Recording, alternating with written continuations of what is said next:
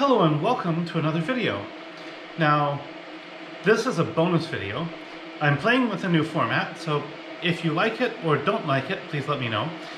But anyway, I just came up with a very interesting, delicious, cold summer soup that makes a perfect appetizer and will set your cuisine apart from those around you if you go ahead and make this. Now, this is a cold Woodruff blueberry soup. Now the noise you're hearing is I'm boiling some water, and that'll become obvious in a moment.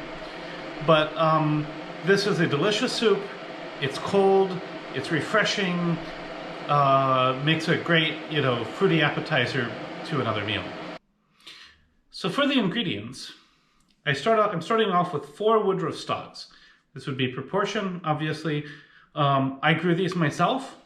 Sometimes maybe some places might sell it fresh, but otherwise you might have to use dried woodruff or go out and get some plants and grow it yourself. It's real easy to grow. Anyway, this is a very interesting plant. If you smell it, it doesn't smell like much, but once I add the hot water, we're going to start to smell it. It has a very distinctive smell. So second thing is I'm going to add a little bit of honey. The honey is here mostly to sweeten it up a little bit and help the woodruff flavors dissolve in the soup.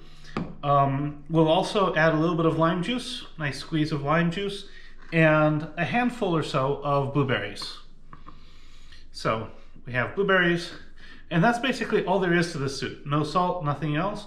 This is, again, an appetizer. So I'm going to let my water finish boiling, and when I come back, then we will pour the boiling water and add some honey, pour it over the woodruff stalks, and we're going to let that sit while it cools down for about 15 minutes. So now I have my hot water, and I'm just going to cover the woodruff. This is about 200 mils of water. It doesn't take a whole lot. So we're not making a huge amount. This is just an appetizer. And the main point here is that woodruff doesn't develop its flavors or aromas until it starts to wilt. So the hot water here is partly there to make it wilt. I'm going to add a nice squeeze of honey to sweeten it up a little bit. And we're just going to let this sit for like maybe 10-15 minutes. While it cools down, and then we'll squeeze some of the lime in. So if you're cooking this as part of a meal, just set this aside at this point and come back to it later.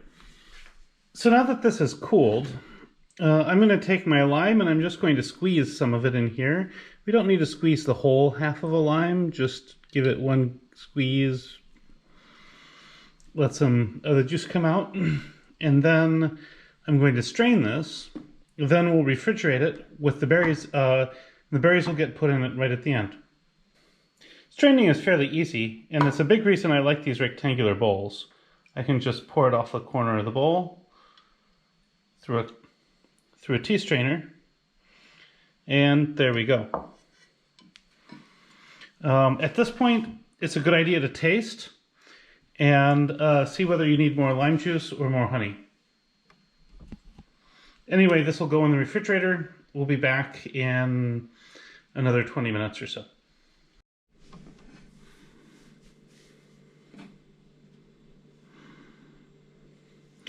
And now for the final assembly and presentation, I'm just going to take the blueberries and just kind of add them to this sort of broth. And I chose this color of bowl because I decided I would garnish it with woodruff flowers. And if I used a white bowl, then those wouldn't show up so nicely, at least on the camera. So now I'm going to take some woodruff flowers and I'm going to just sprinkle them on the top.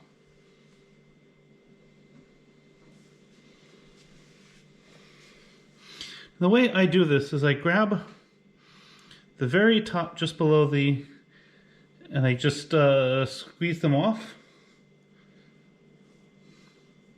And I'll probably do that with 2 bunches here. And now for the taste test.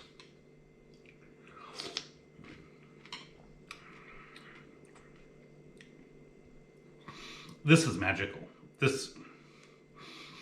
You can taste the honey just a little bit, but the herbal flavors from the Waldmeister sweet Woodruff and the blueberries come through really loud and clear.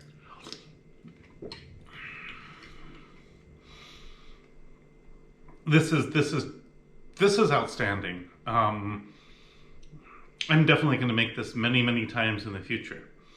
So I really hope you enjoy this one as much as I do. This is a fabulous dish. Hope you enjoy it. Bon appetit, and see you next week.